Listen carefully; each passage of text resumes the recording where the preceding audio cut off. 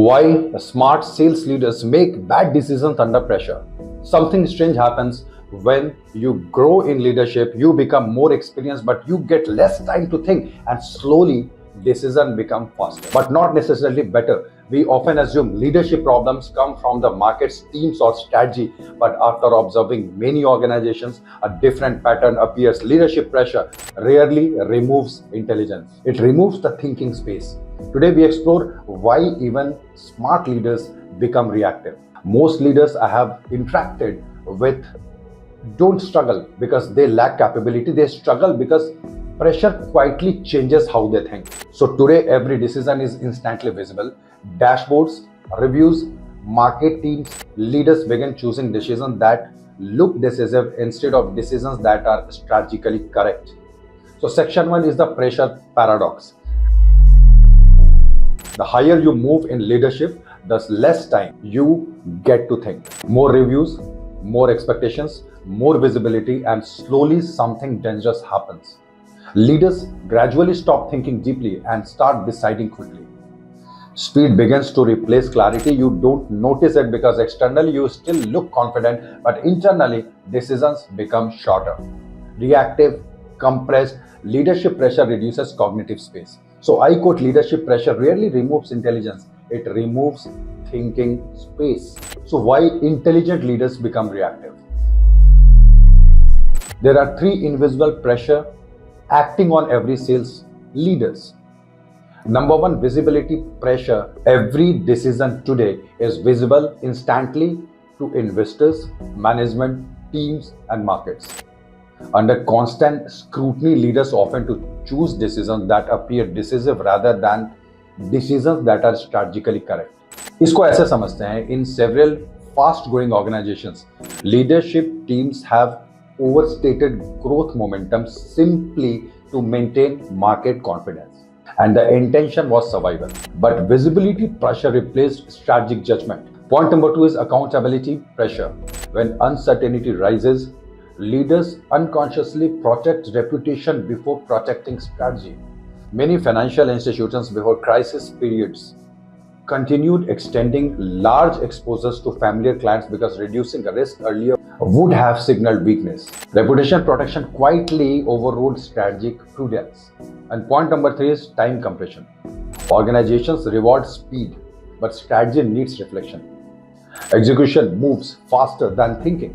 Several expansion-driven companies entered new markets rapidly to meet growth expectations. Decisions were not irrational. They were compressed by time pressure. Execution moved faster than strategic absorption capacity. And point number 3 is the silent shift. At this stage, leaders unknowingly change behavior. They seek the confirmation instead of truth. They prefer agreement instead of debate, and they avoid uncomfortable data. Meetings become alignment exercises, not thinking exercises.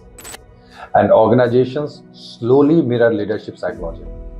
Teams stop challenging, innovation reduces. And finally, the execution becomes mechanical. The organization continues to move on, but direction becomes shallow. This is how a strong company slowly lose strategic sharpness. And what is the Gita insight here? Explained as a leadership science, Bhagavad Gita verse number 2.53 describes a very powerful idea that interestingly this leadership problem was described thousands of years ago. Bhagavad Gita 2.53 is not teaching religion here, it's describing cognitive stability. So leadership stability is psychological before it becomes operational. This is not about meditation alone. It describes cognitive steadiness.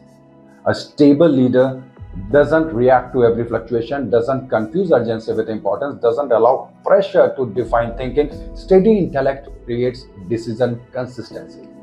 Decision consistency creates organizational confidence, and leadership stability is psychological before it becomes operational, as I said. So what is the best insight here? The biggest leadership upgrade is not learning new strategies, it's protecting thinking space. Strong leaders consciously slow down critical decisions. They ask, am I responding or reacting? because the moment pressure starts making decision, leadership disappears. And so the next question becomes deeper. If stability of intellect creates clarity, then what creates stability inside a leader? Gita answered this in the next verse, 2.55, not strategy, but inner detachment from outcome pressure. And that is where real leadership begins. I'll see you in the next episode, not management techniques. If clarity comes from stable thinking, then what creates stability inside a leader?